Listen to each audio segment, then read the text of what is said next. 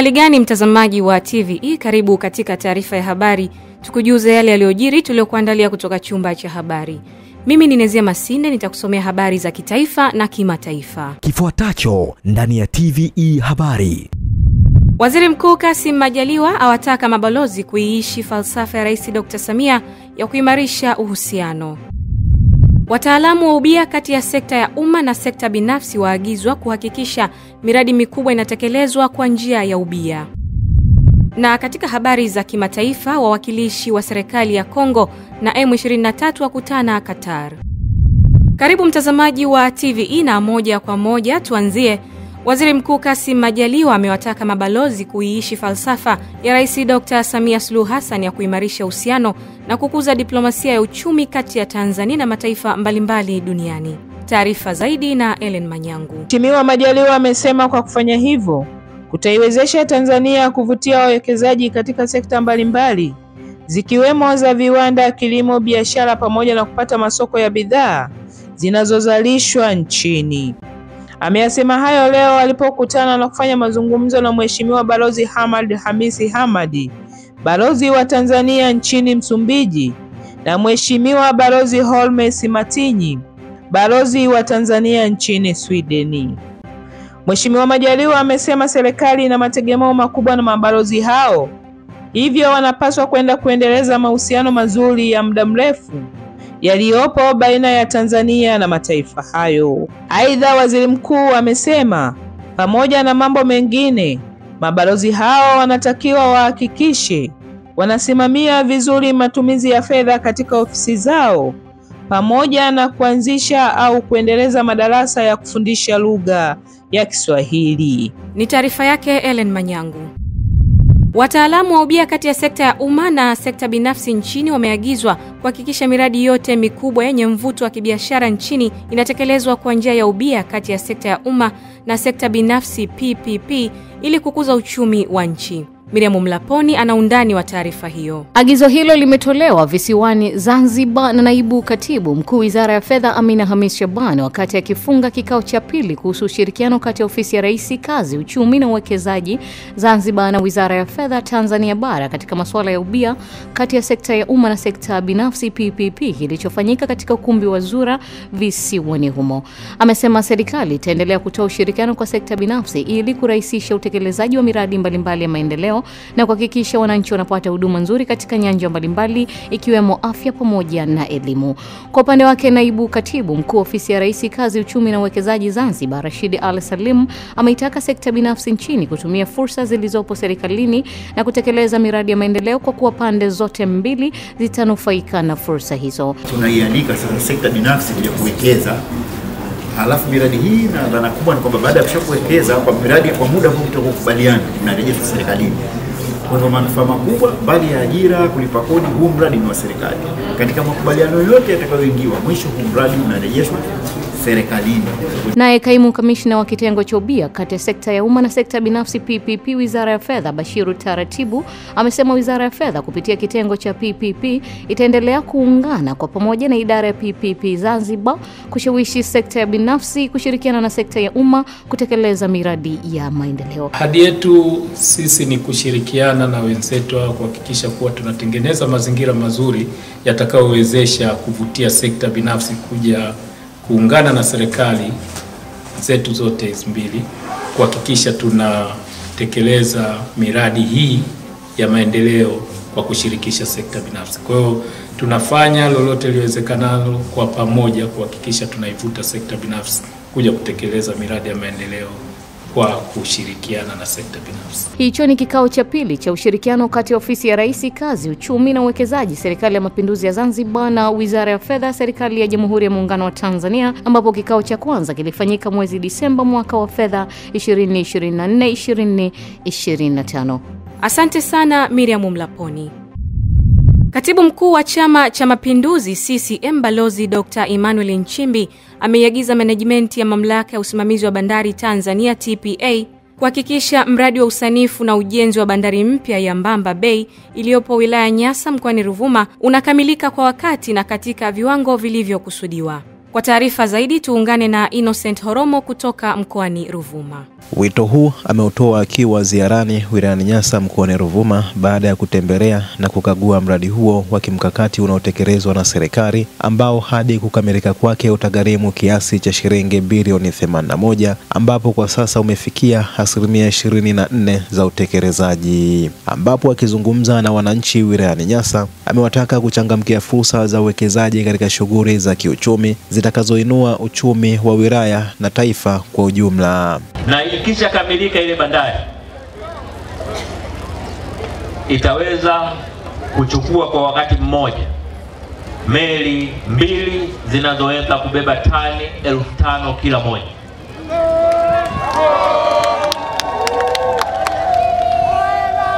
Kukamilika kwa bandari ile kutakuwa ukombozi mkubwa. Kukamilika kwa bandari ile kutakuwa ukombozi mkubwa kwa ukanda wa kusini. Biashara itafunguka kati yetu sisi wenyewe kwa wenyewe, lakini pia kati yetu na nchi jirani kwa maana ya Msumbiji na Malawi. Ikishafunguka biashara, nadhani miaka 5 inayokuja Nyasa itakuwa habari tofauti sana hapa. Jitihada ambayo imeshafanyika mpaka sasa mmeiona ni kubwa sana. Kwa jitihada ambayo imeshafanyika sasa hivi ni wazi kwamba baada ya muda si mrefu tutapiga maendeleo makubwa zaidi. Kwa upande wa wananchi wilayani Nyasa wameishukuru serikali ya awamu ya 6 inayoongozwa na Rais Daktari Samia Suluhu Hassan kwa utekelezaji wa miradi ya maendeleo. Tunamshukuru sana Mheshimiwa Rais wa Chama cha Mapinduzi. Kwanza ametuletea barabara ya lami, miradi mingi ya maji. Pili ametuletea mradi mkubwa, mradi wa bandari. Mradi wa bandari ndio kitovu kikubwa cha uchumi wa Nyasa na mkoa mzima wa Ruvuma. Mradi huu wa bandari utaongeza ajira nyingi sana kwa wana Ruvuma na wana Nyasa kiujumla. Litakuwa lango la biashara katika nchi hizi mbili, nchi ya Malawi, nchi ya Msumbiji, na wote wanategemea bidhaa kutoka Tanzania. Tutapata fursa mbalimbali, kazi hata kwa vijana, ajira tutazipata kupitia hii bandari. Nikushukuru sana Innocent Horomo. Naibu Spika wa Bunge la Tanzania Musa Azan Zungu amewataka Watanzania kuacha kutumia vyakula vilivyosindikwa na badala yake kutumia vyakula vya asili na vyenye virutubisho ili kukabiliana na magonjwa yasiyoambukiza. Ellen Manyangu ameandaa taarifa zaidi. Jijini Dar es Salaam wakati wa uzinduzi wa mbio za hisani zilizoenda sambamba na upimaji wa magonjwa mbalimbali bure, ambapo pia amesisitiza kuwa jukwaa hilo litumike kutoa elimu kwa jamii kuhusiana na matumizi sahihi ya vifaa saidizi ili kuepuka madhara yatokanayo na matumizi holela ya vifaa hivyo. Iko tabia ya watu kushikwa na uvivu kufanya mazoezi, na hii inatokana na sababu tu ya kula chakula ambacho sio kizuri. Mara nyingi wanga husababisha watu kuwa wavivu, na wanga husalisha sukari, na sukari ina crash mwili, unakuwa huna hamu ya kufanya mazoezi na mambo mengine. Ni wasi kwa Tanzania tubadilishe vyakula, aina vyakula, tume vyakula ambavyo vina virutubishi, vyakula vyenye afya na vyakula vya asili. Tuache kula vyakula processed foods ambavyo viko vivyo kwa supermarket zetu.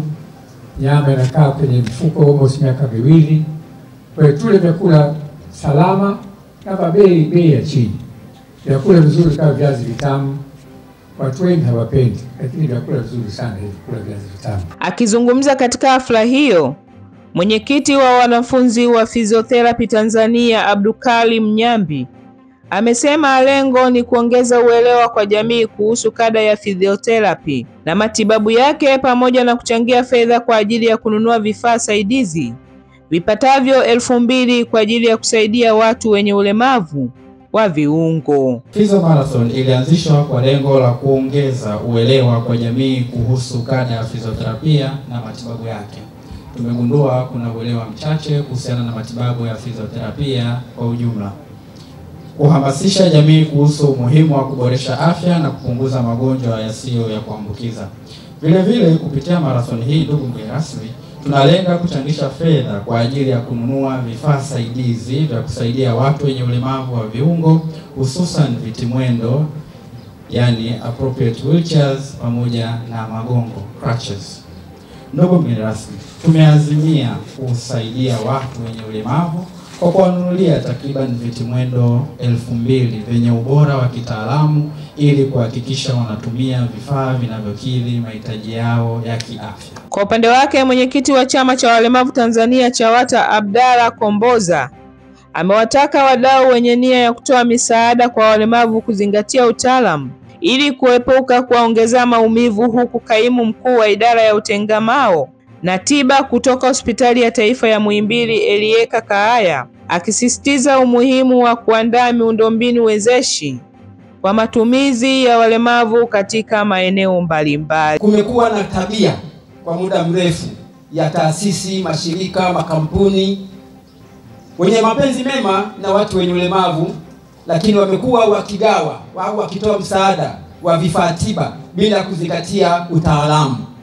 Matokeo yake sisi watu wenye ulemavu, badala ya kuona kwamba vifaa tiba hivi vitakuwa ni nyenzo muhimu kurekebisha maumbile yetu na kwenda sambamba na hali halisi, badala yake vimekuwa chanzo kingine cha kuongeza ulemavu.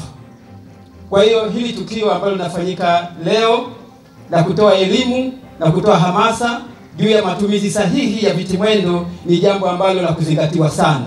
Nichukue nafasi hii kuwaomba wadau wote wenye mapenzi mema na watu wenye ulemavu, kuanzia sasa basi iwe ni mwiko kutoa vifaa tiba bila kuzingatia masharti ya kidaktari ya kitaalamu. Katika mazingira ya sasa ambayo sisi kama wataalamu wa utengamao ambao tumeviona, ambapo tunaona kama ni changamoto kubwa katika jamii yetu, ni mazingira wezeshi ya kutumia viti mwendo hivyo. Na changamoto nyingi za watu walemavu mara nyingi wanakutana na vizuizi vinavyohusiana na miundombinu, ikizingatia mahitaji yao kama vile barabara zisizo na rafu, majengo ambayo hayajaandaliwa kwa ajili ya viti mwendo, na usafiri wa umma unaoshindwa kutambua na kuhakikisha upatikanaji wa viti mwendo kwa abiria wenye ulemavu.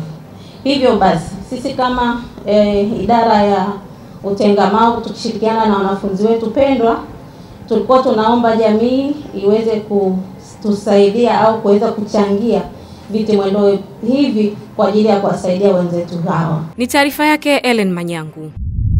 Wakazi wa kijiji cha Luimbi, kata ya Katumba, halmashauri ya Nsimbo, mkoani Katavi, wameomba kujengewa zahanati ili kuepusha mama wajawazito kujifungulia njiani kutokana na kutembea umbali mrefu kufuata huduma za afya kijiji jirani. Neema Hussein ana taarifa zaidi. Umefanya vitu ambavyo mimi naviona kwa macho yangu. Nilikuwa nikizama na basikeli yangu, sasa hivi napita kilosa. Waswahili wanasema palipo na mafanikio hapakosi changamoto. Hili ni moja ya tukio la msiba wa mama na mtoto ambao umetokea wakati wa kujifungua, ambapo mbunge wa jimbo la Nsimbo Anna Lupembe alifika kutoa pole kwa wafiwa mara baada ya kusikiliza kero za wakazi wa eneo hilo, ambapo ombi lao kubwa lilikuwa ni kupatiwa zahanati katika kijiji hicho. Swala ambalo linasisitiza zaidi ni zahanati. Zahanati ni huduma muhimu kwa binadamu. Kwa kweli Luimbi hatuna zahanati. Ni Luimbi? Hatuna zahanati kabisa. Sasa tunajikuta labda kwa mfano mama hasa wakina mama wajawazito, mimba haipigagi hodi kama nimeingia leo au nitazaliwa lini. Inashtukiza tu. Sasa ukimchelewesha mama mjamzito kwenda kujifungua, hatimaye kujifungua njiani, unaona matatizo, daktari anakuambia ni faini. Sasa nilijua atajifungua saa ngapi na muda gani. Wote kuombe kwa mheshimiwa kile chetu kisikie. Na sisi iwe tupate zahanati, kuli kuelekea ni mbali. Kwa kweli tuombe kusema mama yetu. Sawa, tumepokea. Bweni la kwanza lilikuwa chukua wanafunzi 80. Leo ukienda pale kwa watoto wawili watatu wanaolala pale. Watu Katumba watoto wao hataki kulala mule. Wazazi hawataki watoto walale mule ndani. Wanapangisha watoto mitaani. Watoto umetumika siku hizi nao wananiji. Na kwa bahati mbaya wanaolewa kwenye miji hiyo. Na kwa bahati mbaya wanaoa vijana. Kwa upande wake mbunge wa jimbo la Nsimbo Anna Lupembe amelipokea ombi hilo na kuahidi kulifanyia kazi, huku akiwasisitiza wazazi kutowazuia watoto kulala katika mabweni yanayojengwa na serikali, jambo ambalo liliwasilishwa kama kero katika mkutano huo, huku afisa kilimo akitolea ufafanuzi kero ya wananchi kuzuiliwa kulima katika bonde la Msaginya. Watoto ili aweze kusoma vizuri mpeleke bwenini. Akirudi nyumbani we mama utampa majukumu makubwa, atashindwa kufanya majukumu na kusoma.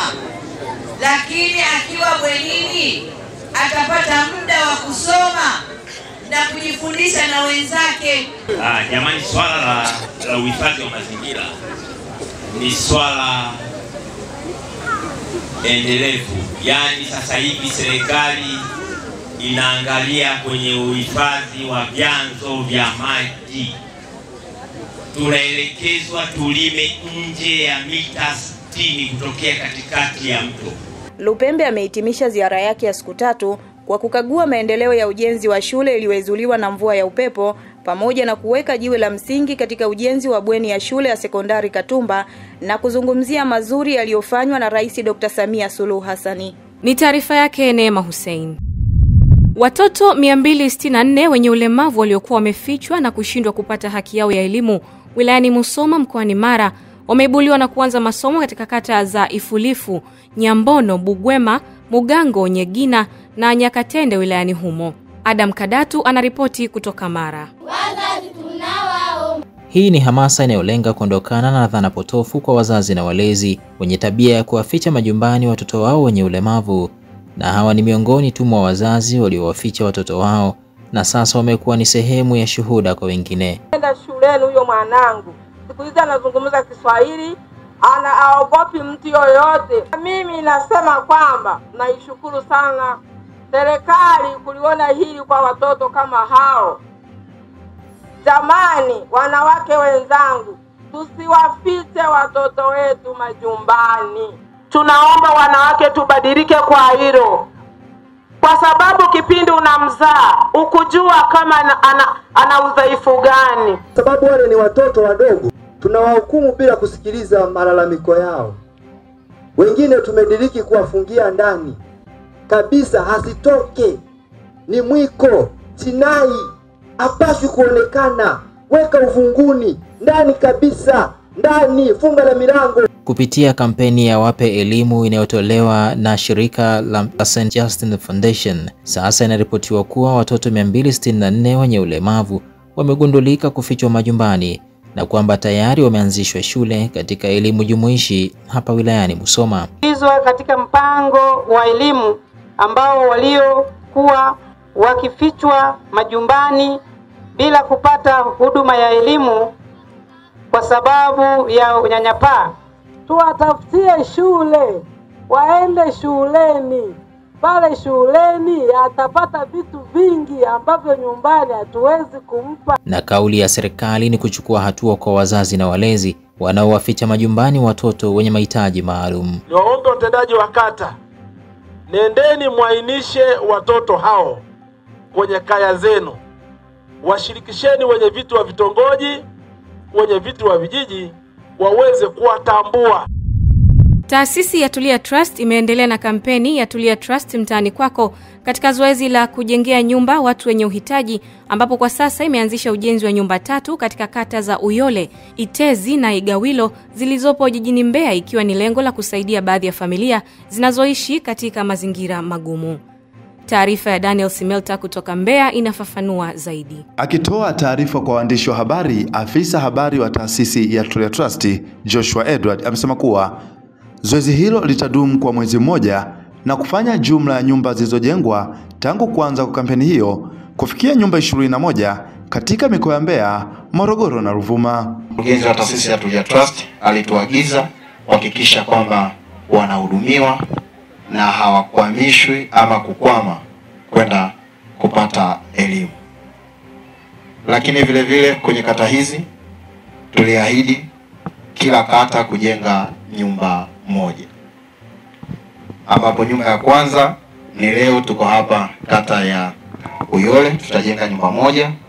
Lakini pia kata ya Igawilo kutakuwa na nyumba moja, lakini vile vile kata ya Itezi kutakuwa na nyumba moja. Kwa hiyo takribani nyumba 3 zitajengwa.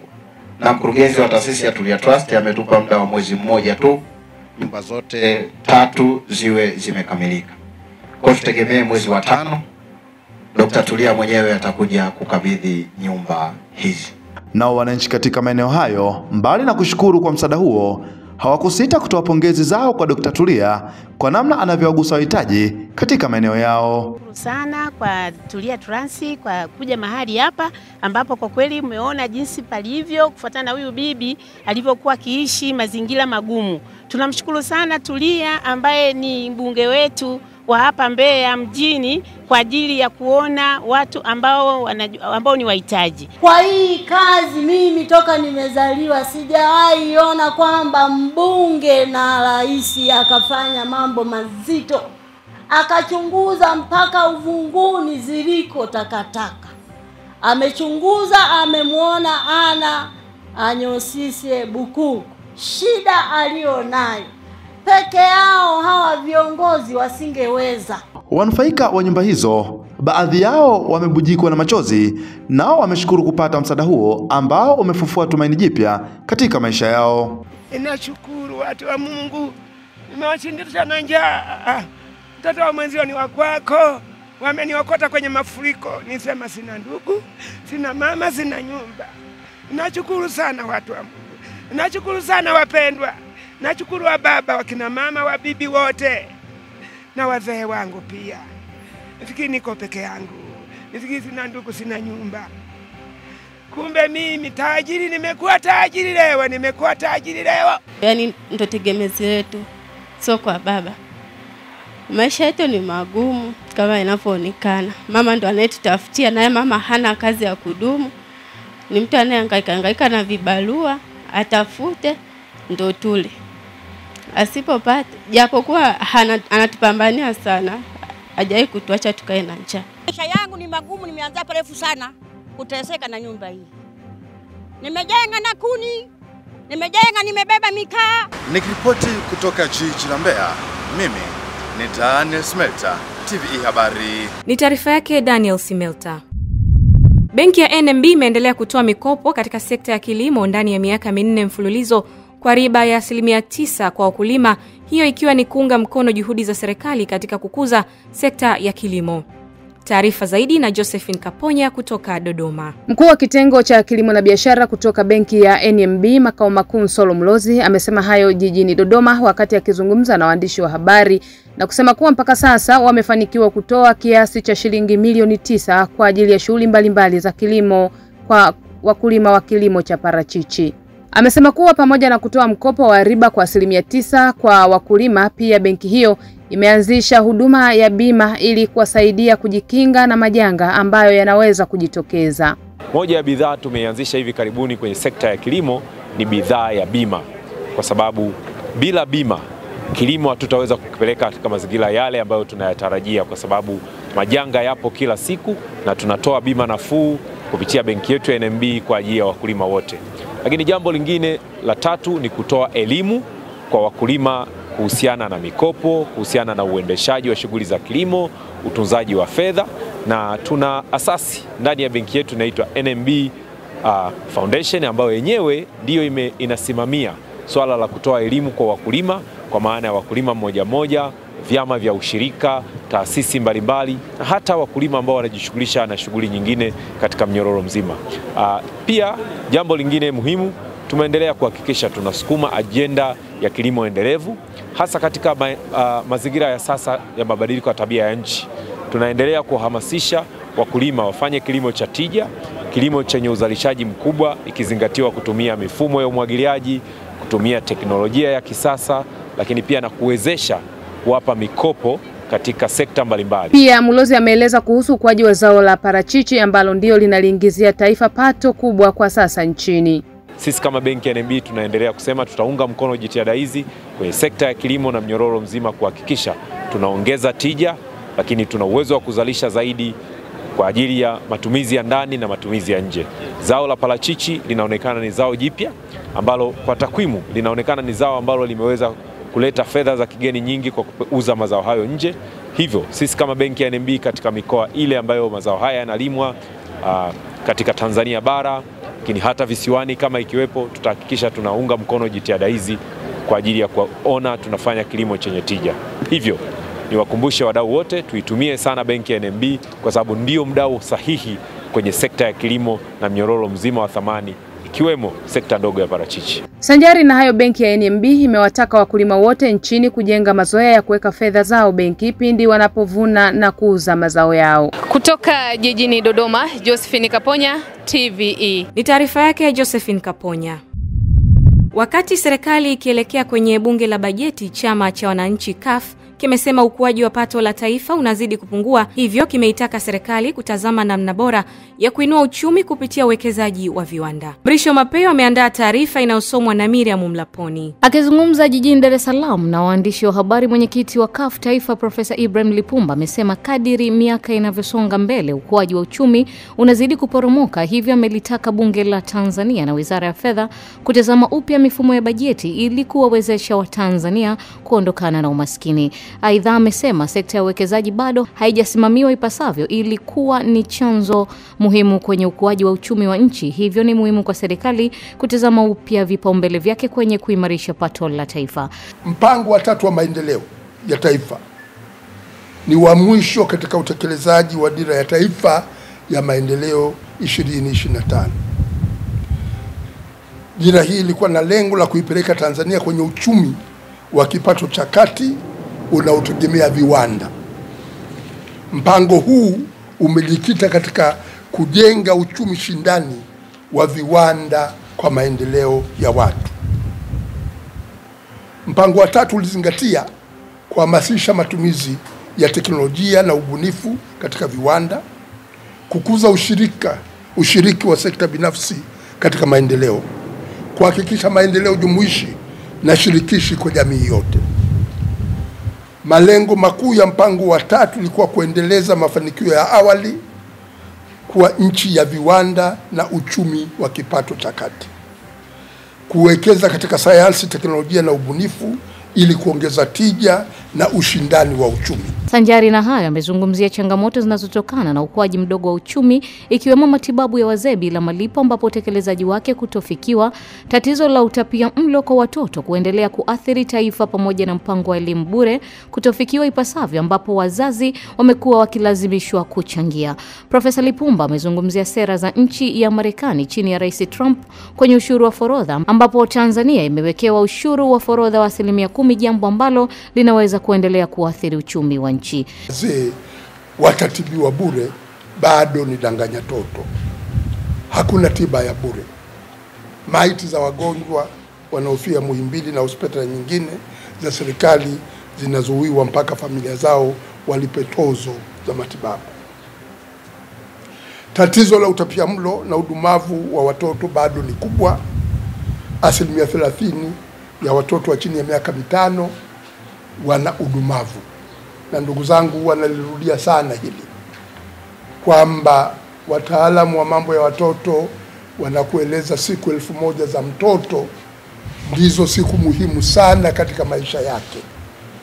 Mtoto anajenga ubongo wake katika ile miezi 9 yuko kwenye tumbo la mama yake na miaka 2 ya mwanzo. Mtoto anajenga kinga ya mwili. Mtoto anajenga maungo yake. Kukosa lishe bora kwa kina mama wajawazito na watoto ni jambo ambalo tunawahukumu watoto hawa. Lazima tuwe na sera ya maksudi ya kuhakikisha watoto wetu, kina mama wajawazito, wanapata lishe bora. Vikao vya bunge la bajeti la Jamhuri ya Muungano wa Tanzania vinatarajiwa kuanza Aprili 8 mwaka huu jijini Dodoma. Zaidi ya watiania 55 kutoka Chama cha Demokrasia na Maendeleo Chadema wamemwandikia waraka Katibu Mkuu wa Chadema John Mnyika wakitoa mapendekezo 8 ikiwemo chama hicho kusitisha msimamo wake wa kutoshiriki uchaguzi mkuu wa mwaka huu kutokana na maamuzi hayo kudai yatashusha na kupunguza kukubalika kwa chama hicho kwa wananchi. Taarifa zaidi na Goodluck Msola. Kupitia kwa kiongozi wa wanachama hao ambao wanadai ni kundi kubwa la wanachama ikiwemo viongozi wa juu wa Chadema John Mlema, wameitaka Chadema kusitisha mara moja hatua ya kususia uchaguzi mkuu pamoja na kuzuia uchaguzi mkuu, kwani kufanya hivyo ni jinai, huku akimtaka mwenyekiti wa Chadema na viongozi wake kushiriki na kusaini kanuni za maadili ya uchaguzi ifikapo Aprili 12 mwaka huu. Na moja ya kitu ambacho kiko kwenye hizo kanuni, chama ambacho hakitasaini hizo kanuni hakitaruhusiwa kushiriki uchaguzi. Kwa hiyo tunawakumbusha na kuwasihi viongozi wetu, wakati tunaendelea na madai ya reforms, wasisahau kwenda kusaini hizo kanuni, kwa sababu ikitokea reform kidogo zimepatikana hawajasaini kanuni, chama chetu hakitaweza kushiriki uchaguzi. Wasije wakatumia mwanya huu wakakimbia kwenda kusaini kanuni, ili baadaye watugeuzie tena. Sio kwamba no election, hatuzuii uchaguzi, bali kanuni zimeshatutoa nje ya uchaguzi. Kwa hiyo tunawakumbusha mbele ya umma na mbele ya vyombo vya habari,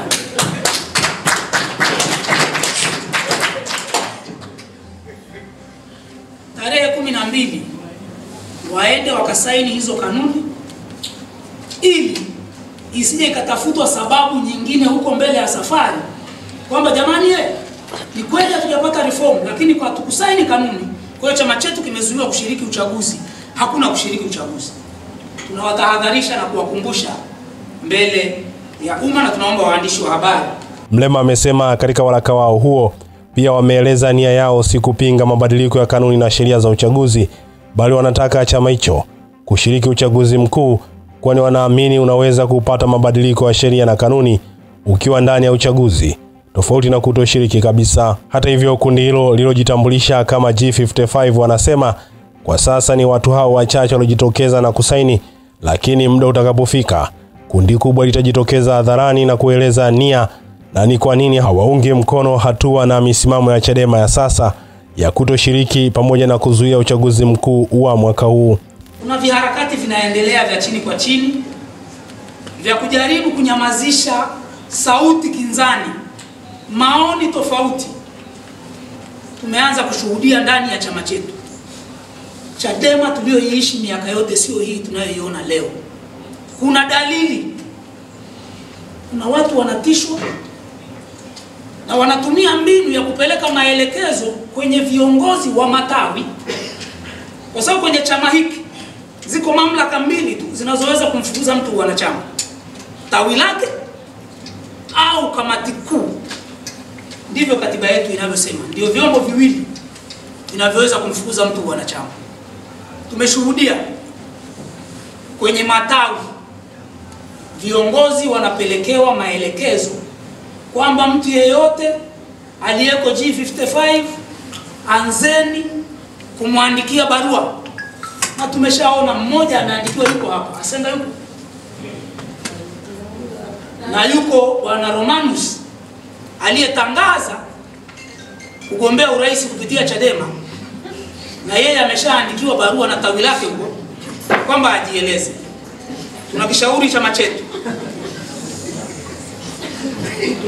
chama chetu njia hiyo tunayotaka kuchukua kuipitia sasa sio njia sahihi. Tulipinga udikteta, tunaendelea kupinga udikteta ndani na nje ya chama. Hatua hiyo inakuja siku chache baada ya mwenyekiti wa Chadema Tundu Lissu kuwaita watiania wa nafasi mbalimbali za uongozi katika uchaguzi mkuu wa mwaka huu kwa ajili ya kufanya majadiliano na kutoka na msimamo wa pamoja, ambapo alisisitiza hakuna mwanachama wa Chadema atakayeshiriki uchaguzi mkuu mpaka pale mabadiliko yatakapofanyika kupitia kampeni yao ya No Reform No Election. Asante sana Goodluck Msola kwa taarifa hiyo, mtazamaji wa TVE. Hii ni taarifa ya habari na mimi ni Nezia Masinde. Tupate mapumziko mafupi kisha tutaendelea na taarifa ya habari. Kifuatacho ndani ya TVE habari. Wawakilishi wa serikali ya Kongo na M23 wakutana Qatar.